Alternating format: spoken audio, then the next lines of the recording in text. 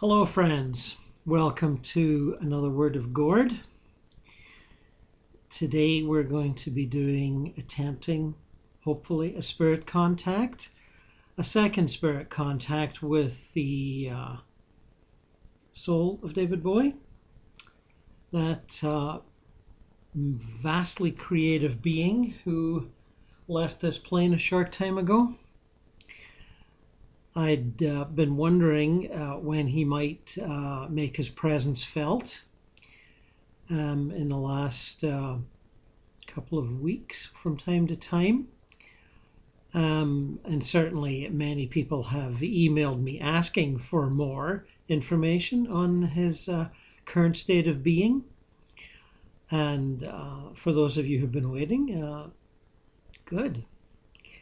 Patience is a virtue in these matters. We must understand that transitions are different for everyone.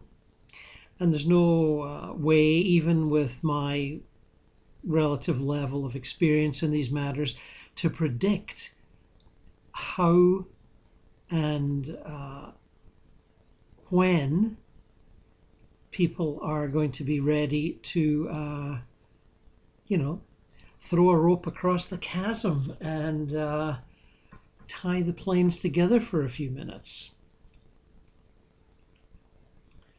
So, this morning, whilst eating a late breakfast, I felt his presence. And on my way out of the restaurant, I heard this voice saying, "Yes, Gordon, I've been watching you read that Dylan book." It's a book by Sean Wilentz called Bob Dylan in America. And it's partly biographical, partly critical. And it's very interesting. Covers all phases of Dylan's career and ties him into the folk and blues tradition even more deeply than I had suspected so far. So I'm walking out and Bowie says, "Oh, I've been watching you read that Dylan book." And I go, "Oh, really? Do you approve?" And he sort of laughed and said, "Yes, of course he did write a song for Bob Dylan way back in the 70s. Believe it was called Song for Bob Dylan." So, I'm sure Bowie's interested in all his contemporaries.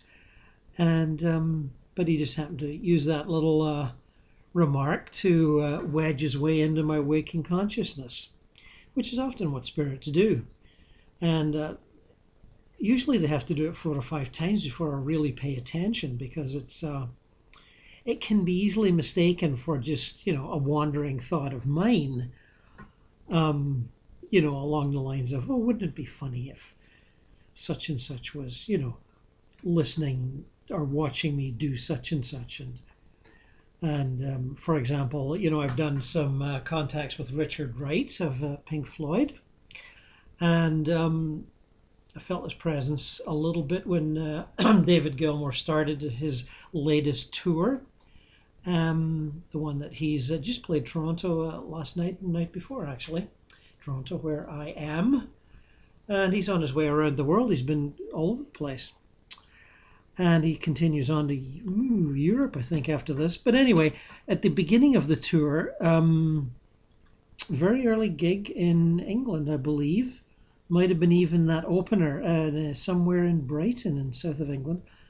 And someone had done a little bit of amateur video of them, which was then taken down on copyright reasons. And I watched it, and while he was doing, I think it was an old Pink Floyd song, and then he moved into that song dedicated to Richard Wright about how he misses him so much.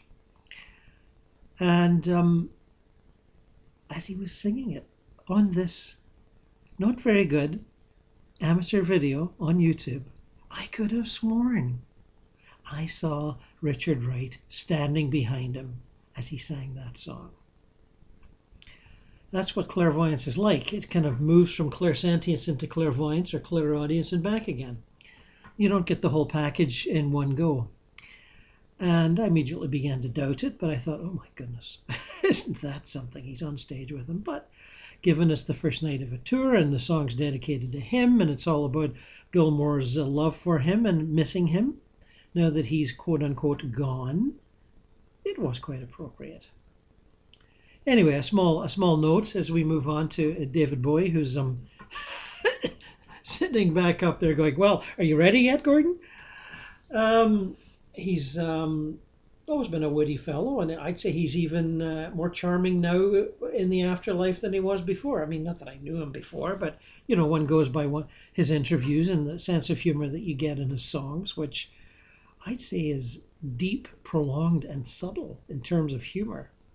A very humorous poet, I thought, right up until the end. I mean, look at that song, Lazarus, on the last album, released the day he died, no less. Clever fellow. Talk about planning it out well. He's he's nodding at that one. So anyway, here we go. He's telling me that he has pulled back a little from his initial trajectory into the space of no space, the time of no time, the energy realms beyond the paradise realms, the place where one is a drop of energy in a sea of energy. He loved that, and he had loved is a completely inadequate word, he says. He felt completely at home there, blissed out to the max. But he realized, some part of him realized after that rollicking session in bliss, that there was still people to see and things to do and things to learn in the more conventional spirit world, the world of paradises and heavens. And so, okay, what's he saying?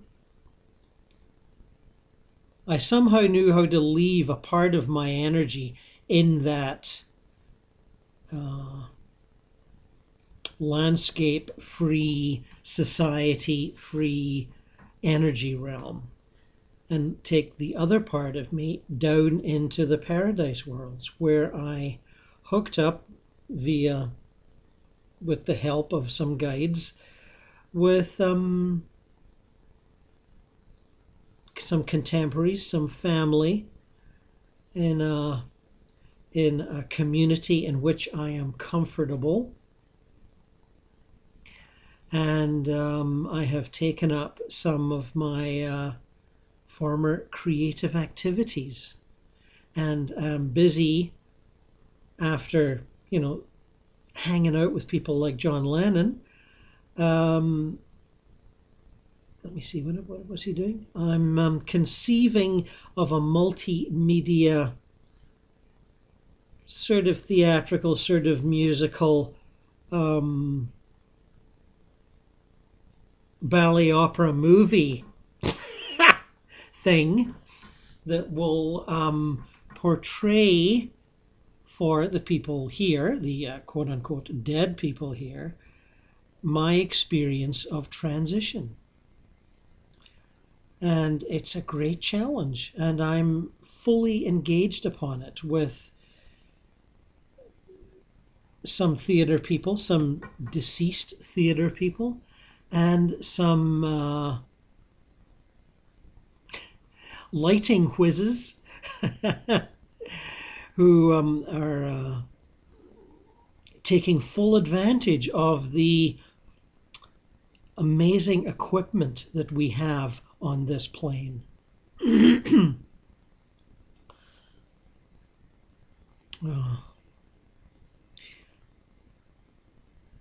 There are many creative people here, always keen to contribute to a new project, and they're seeing what I am attempting as a new project. God bless them all. And it doesn't have a name yet, but as you can see, it's as multidimensional as I can make it. And it's not just when I say it's I with friends, I with creative friends. And perhaps at another time through this medium, if he's up to it, we'll try to give a sense of its essential nature. Fat chance, Gordon says to himself. Multidimensional multimedia experiences on the astral plane really are hard to describe. Let me tell you, I've tried before. It's not easy. It's not hard either. It's beyond easy. It's beyond hard. But, if he wants to make an effort, I will certainly make some kind of pathetic contribution through my mouth and vocal cords. So now David's wanting to reassure you all that he's doing just fine. Fabulous. It is so wonderful here. It's much more incredible than you'd ever believe what I might say in description. One can be in 2 places at once. One can be in 3 places at once. In fact, that's something I'm messing about with in this multi-disciplinary theatrical film Barry opera thing I'm working on. There'll be more than one David Bowie there, let me tell you. There'll be several others, career-spanning others.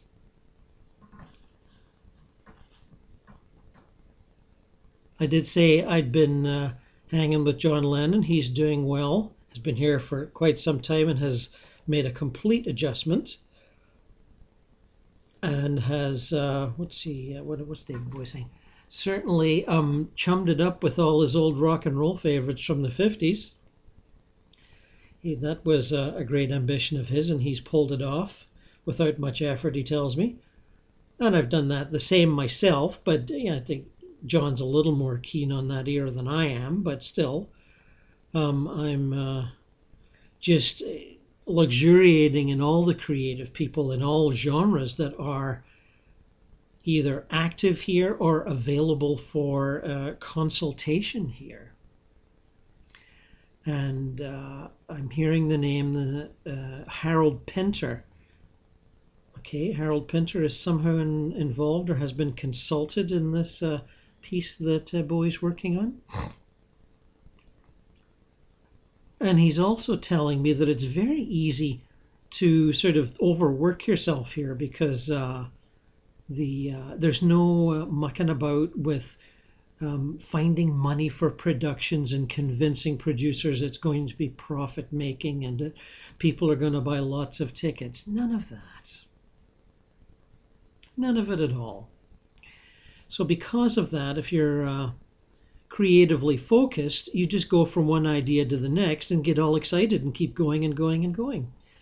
When in fact it's very easy also, and perhaps better for the soul in some ways, to just relax and enjoy the beauties of paradise, which, I kind of do between one bout of excitement and the next. But he's definitely talking about activity here, definitely. And but he wants to point out to you all that if you wish to just kick back and take it easy, there's no problem with that. And no one's going to, particularly him, going to harass you about not frantically whizzing about creating things like he seems to be doing. So greetings to all his old comrades and friends. And I believe he's already made some personal communications with his intimate family, so I will say no more about that. This is not the place for that, but hello to all his former bandmates, the ones that are still there. No, they're all, some of them are over there, I can tell. And colleagues, friends, acquaintances, hello to you all, and despair not for the meaning of life. It is full of meaning. It is full of creative activity. It is full of joyful work.